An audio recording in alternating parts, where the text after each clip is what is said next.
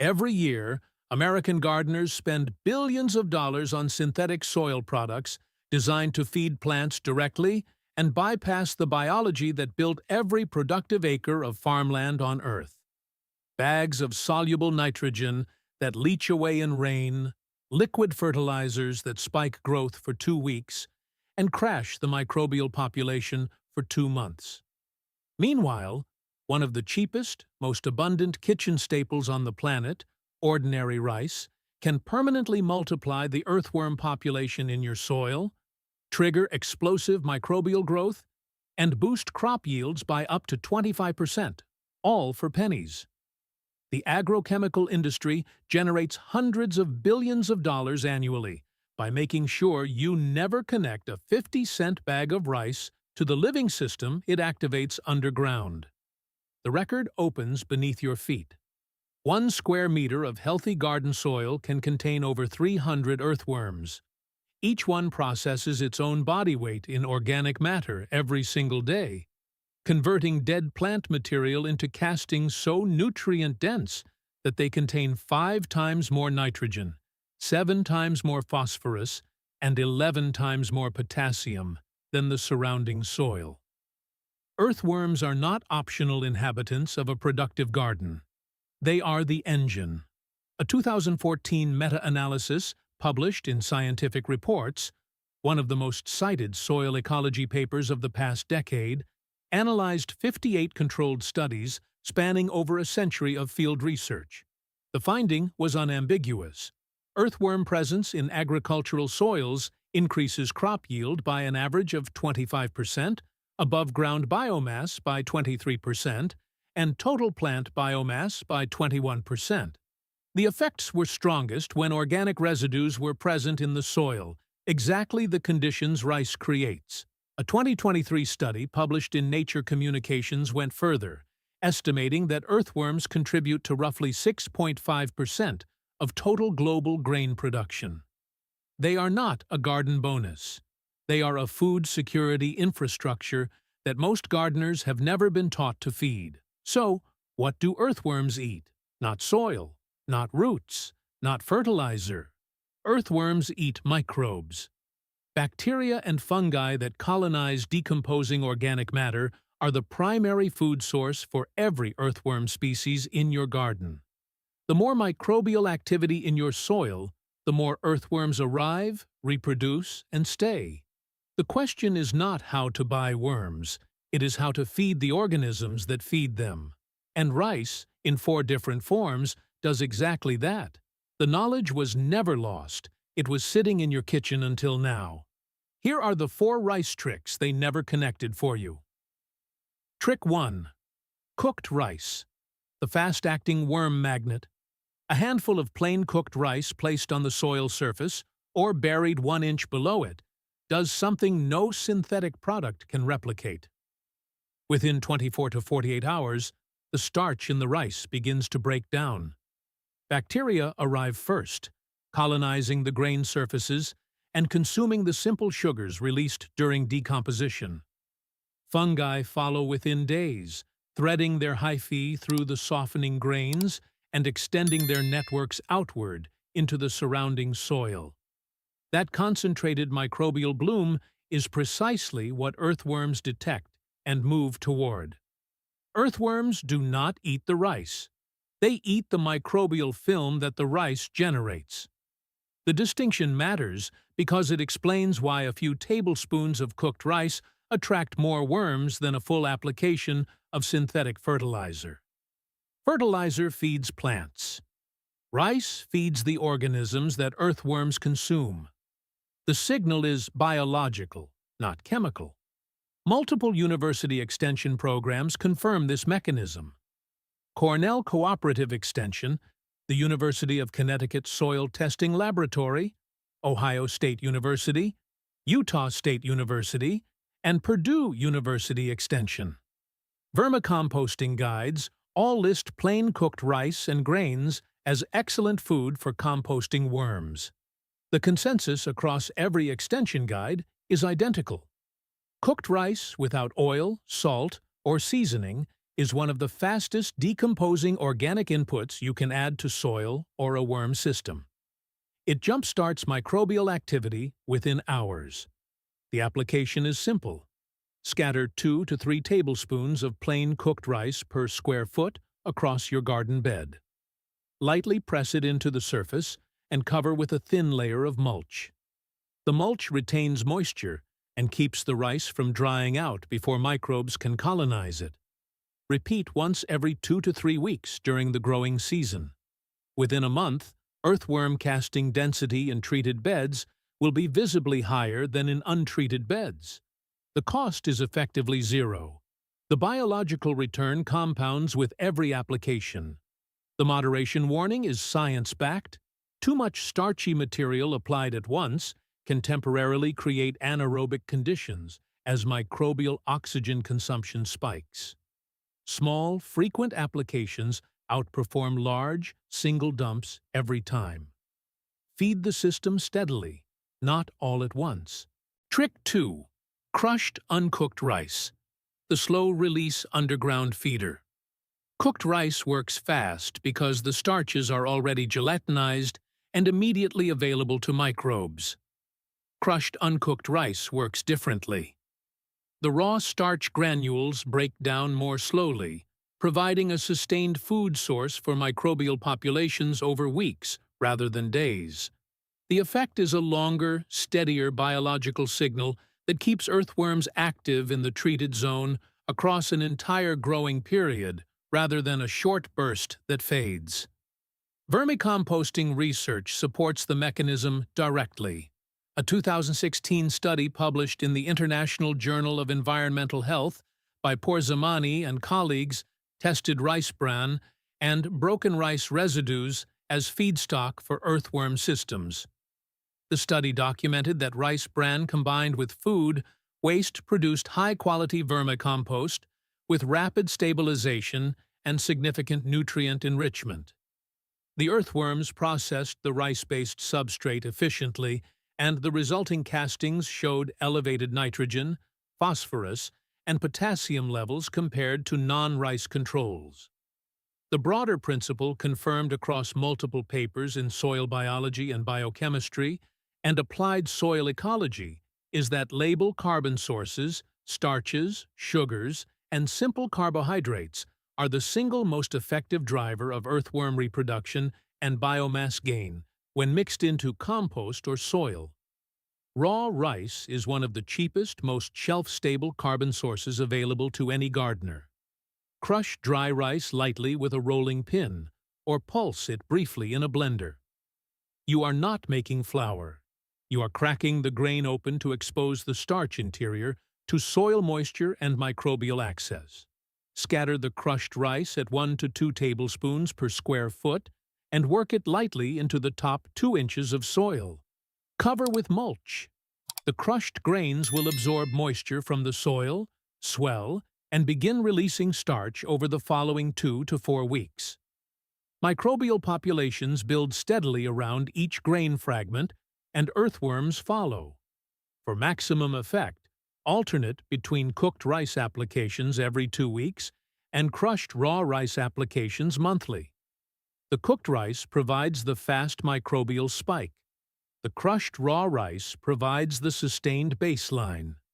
Together, they create a continuous feeding cycle that keeps earthworm populations elevated across the entire season. Trick 3. Fermented rice water, the liquid microbial accelerator. This is the trick with the strongest direct scientific backing and the one that connects rice to soil biology through published peer-reviewed field trials, rather than extension guidelines alone. When you rinse uncooked rice before cooking, the cloudy water that washes off contains dissolved starches, amino acids, B vitamins, phosphorus, potassium, and a suite of micronutrients leached from the grain surface. When that water is fermented at room temperature for 24 to 48 hours, it becomes a concentrated liquid microbial inoculant that can be applied directly to garden soil.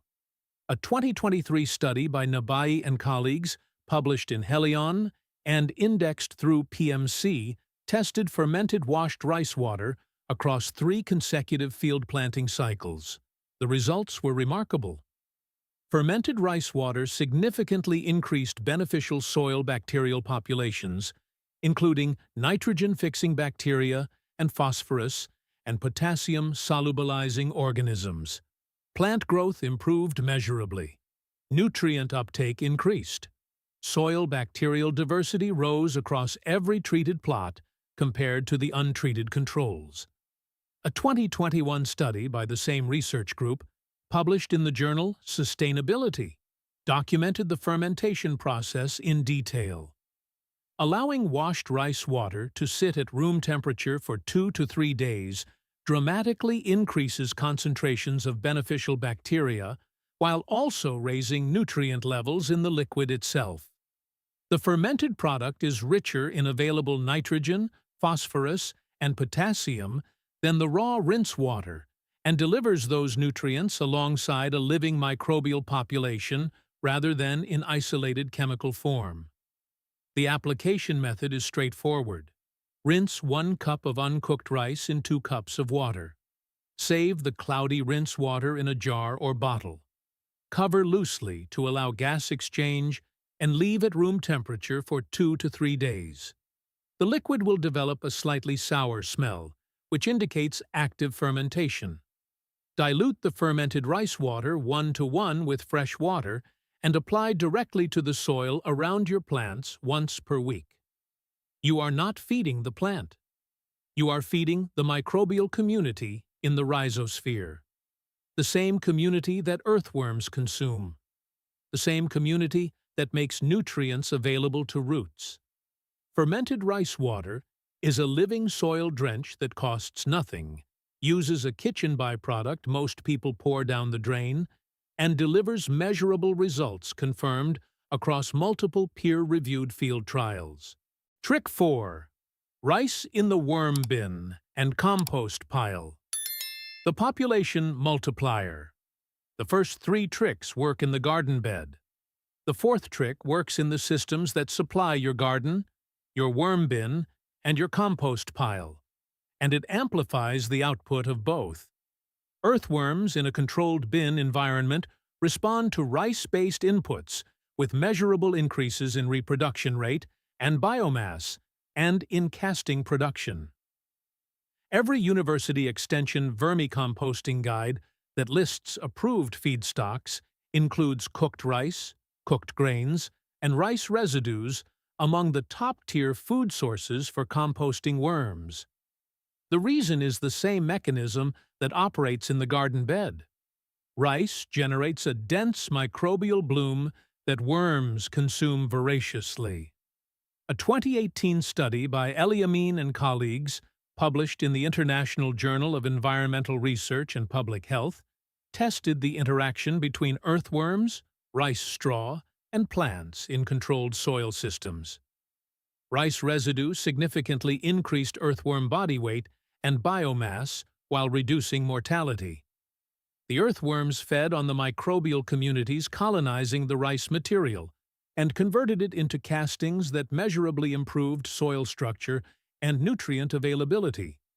A 2020 study published in PeerJ documented that earthworms completely consumed rice straw residues within 4 weeks in mesocosm experiments, while identical residues without earthworms remained largely intact after 18 weeks.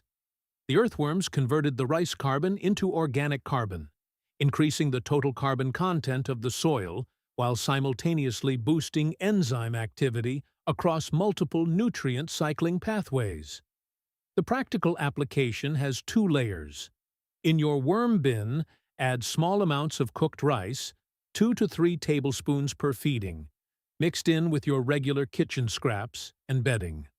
The rice accelerates microbial colonization of the entire bin contents, which increases worm feeding speed and casting production. In your compost pile, scatter a thin layer of crushed raw rice or leftover cooked rice between your green and brown layers. The starch accelerates decomposition of the surrounding material by feeding the bacterial populations that break down cellulose and lignin. The output of both systems, Worm castings and finished compost goes back into the garden beds where it continues feeding the earthworm populations you are building with tricks 1 through 3. The system is circular. Rice feeds microbes. Microbes feed worms.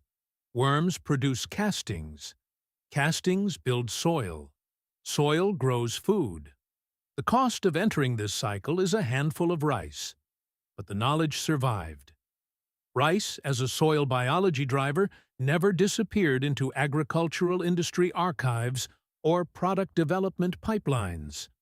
While the synthetic input system was consolidating into a multi-hundred-billion-dollar machine, traditional farming communities across Asia used rice water, rice straw, and rice residues as primary soil amendments for thousands of years without interruption. Japanese natural farming traditions preserved through the 20th century by practitioners like Masanobu Fukuoka incorporated fermented rice preparations as standard soil treatments decades before Western soil science published its first peer-reviewed paper on the mechanism. Korean natural farming systems codified rice-based microbial inoculants as a core practice generations ago. Rice paddy farmers across Southeast Asia returned rice straw and residues to their fields for centuries, maintaining earthworm populations and soil fertility without synthetic inputs. Western science caught up. Van Groningen's 2014 meta-analysis in Scientific Reports quantified what traditional farmers already knew, that earthworms increase yields by 25% when organic residues are present. Nabai's 2021 and 2023 field studies confirmed what Korean and Japanese farmers had practiced for generations, that fermented rice water measurably improves soil biology and plant growth. The 2018 and 2020 studies on rice residues and earthworm interactions documented what every rice paddy farmer in history could have told you, that worms thrive on rice. Today, the knowledge is accelerating in home gardens, not because the industry permitted it, but because gardeners watching their fertilizer bills climb and their soil biology collapse started asking why a 50-cent bag of rice could do what a $50 jug of liquid fertilizer never could. The silence around rice as a soil amendment is breaking. You can grow what they overlooked. Start with what you have. If you cook rice, save the rinse water tonight and ferment it for 3 days. If you have leftover cooked rice, scatter it on your garden bed tomorrow morning and cover it with mulch. If you run a worm bin, add a small handful of cooked rice at your next feeding and watch the population response within 2 weeks. If your garden soil is biologically dead, combine all 4 tricks across a single season and watch the earthworm population rebuild from nothing. The total investment for all 4 rice tricks applied across a full growing season runs under $5. That is less than the price of a single bottle of liquid fertilizer at any garden center. And these tricks do not stop working when the bottle is empty. Each application feeds the microbial community that feeds the earthworms that produce the castings that build the soil that grows the food. The cycle is self-reinforcing. The cost approaches zero. The biology compounds year after year. The agrochemical industry profits from the assumption that soil fertility must be purchased in bags and bottles every season. These 4 rice tricks begin with the opposite truth. The cheapest staple in your kitchen can permanently activate the most powerful biological workforce in your garden, and the worms will do the rest for free. The knowledge was never lost. It was waiting in the rice pot, in the rinse water, in the compost pile, in the hands of farmers who never needed a synthetic product to build living soil. If this story changed the way you look at the simple staples in your kitchen, subscribe to our channel and like this video. We are uncovering the history and the science that they have tried to bury. Let's cultivate a living future together. The next hidden treasure of the garden will be revealed soon.